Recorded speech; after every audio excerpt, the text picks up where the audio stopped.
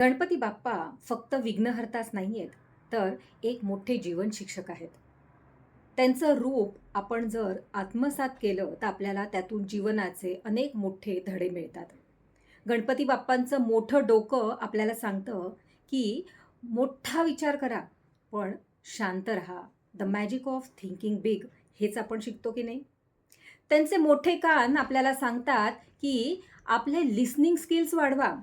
जास्त ऐका, पण कमी बोला, मुद्देसूद बोला, योग्य तेव्हाच योग्य तिथेच बोला.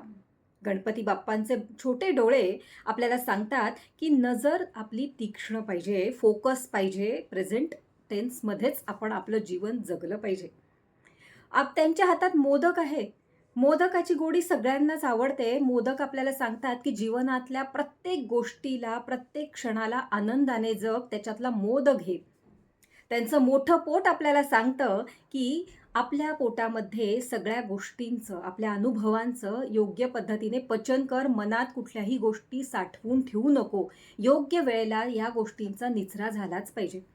तर अशा या गणपती बाप्पांचं रूप आपण आत्मसात करूयात आणि या गणपती महोत्सवामध्ये ध्यान करून स्वतःसोबत वेळ घालवून मनःशांती प्राप्त करून घेऊन जीवनामध्ये सुखी समाधानी होऊयात. जय गणपती बाप्पा, मंगलमूर्ती मोरया.